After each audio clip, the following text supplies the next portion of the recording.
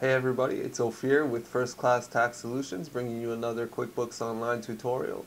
And today I wanted to discuss how to record a sale properly in QuickBooks. Um, the reason I wanted to make this video is that I've noticed a lot of people are, especially now with the bank feeds, they're recording sales through deposits. And it's not the proper way of recording a sale, and I'll show you in a minute why. But basically, why this is improper is because you don't get your sales by customer report when you record a sale through a deposit. So let me show you an example of what I mean. Right now, I have a sample company file open with no transactions in it. Um, I created one customer called customer A, and if you look at the profit and loss statement, you'll see that there's no income. Um, there's no income at all. Okay, and so what happens, what I commonly see is uh, clients that have the bank connected to QuickBooks Online. And the same thing goes for a regular QuickBooks desktop. If you have the bank feed connected, they'll see a deposit coming into the bank, and they'll be like, okay, um, I know what that is. That's sales. That's income. So they'll record the deposit as income. And let me just, because this is a sample company file, I don't have I don't have a bank connected to it. But basically, what they'll do is they'll say, oh, okay, that was income from customer A, and they'll code the account correctly. They'll say it's income. And let's just, for example, let's say it was $2,500. They deposit it into the checking account. Let me just date it. February, and then save and close.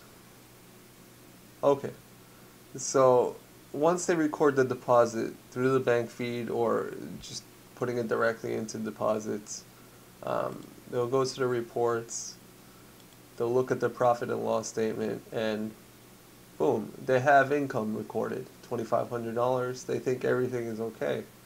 But if you look at your if you go to review your sales and then you look up sales by customer, this is where you see the problem with recording it through um, deposits. I'm running it for all dates, so as you see, there's no sales per customer information. So you're losing out on the benefit of having a sales by customer report by recording income or revenue through your deposits. So it's definitely something that you don't want to do. I made like a quick flow chart of the proper way of recording sales. So you could start with an estimate. You don't have to; it's optional. But you always want to record sales on one of two screens, either your invoice screen or your sales receipt screen. Okay, and if you're invoicing, you're gonna have to receive the payment. If it's a sales receipt, it automatically records the payment getting paid at the time of sales. So, and then you just make your deposit. You deposit the payment because the QuickBooks automatically puts any payments into the undeposited funds account by default. So yeah, you just make your deposit after entering either of these sales forms. Okay, so if you do it that way, let me demonstrate. Um, so let's create a sales receipt. Actually, let's create an invoice because I think that's more common. So let's say customer A, and I don't think I have any. Oh, okay. I didn't think I had any products set up.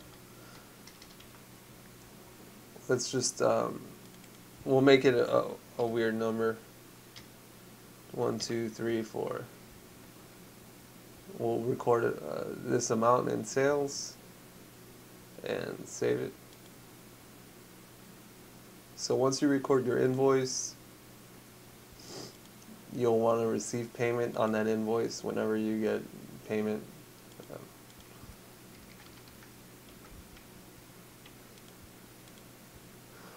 Say they paid by check, number 101.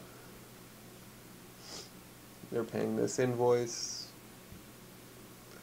And I guess the sample company file was set to deposit it into the checking account.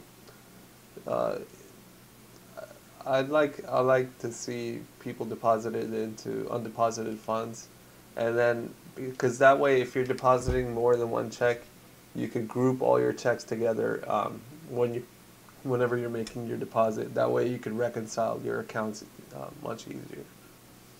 Okay, so we're gonna save and close.